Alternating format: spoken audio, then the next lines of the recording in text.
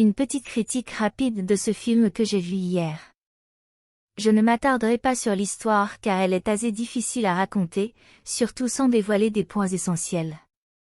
Je peux tout de même indiquer que le destin est le thème central de cette œuvre. Le personnage principal, dont la vie a démarré dans les plus mauvaises conditions, tente de faire son possible pour échapper à la fatalité, et aide ceux qu'il estime devoir aider, selon des critères particuliers, dont je ne parlerai pas dans cette vidéo. Si le scénario se tient à peu près, il n'a malheureusement pas grand-chose à proposer, ni en réflexion, ni en émotion. Le problème, c'est que tout va beaucoup trop vite. Le film ne dure même pas 1h30, et on le termine avec la sensation que tout a été survolé.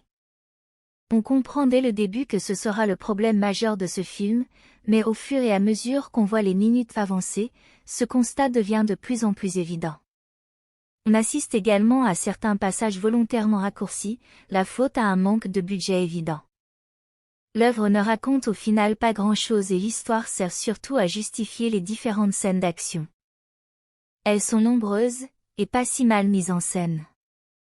Mais attention, si vous recherchez des affrontements d'arts martiaux, vous serez déçus. L'essentiel se passe à l'aide de pouvoirs magiques, et même les armes n'ont qu'une place très secondaire.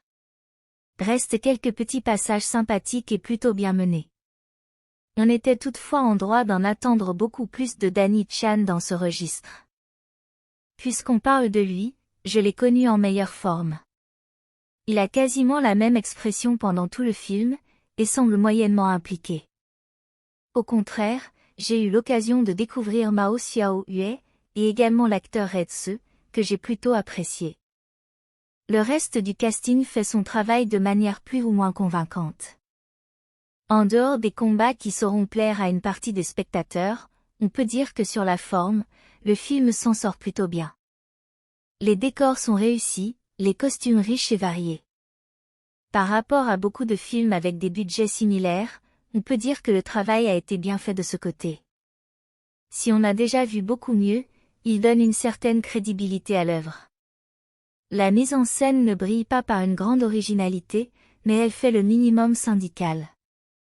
Les musiques, quant à elles, n'ont rien d'exceptionnel, et n'apportent pas grand-chose au film.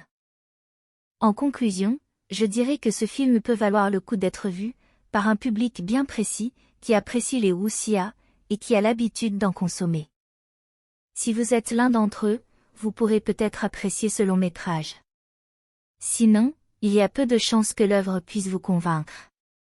Mais dans un cas comme dans l'autre, elle ne vous laissera pas un souvenir impérissable. Selon moi, au mieux elle saura vous divertir un moment. Et dans l'absolu, il faut aussi des petits films sans trop d'ambition dans ce genre, aussi bien pour l'industrie cinématographique, que pour les spectateurs. À vous de voir en fonction de ce que vous cherchez en ce moment.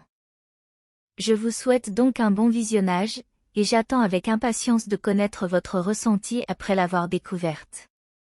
Et si vous avez aimé cette vidéo, n'hésitez pas à mettre un petit pouce vers le haut et à vous abonner, afin d'être bien alerté des prochaines publications. Je vous remercie d'avance.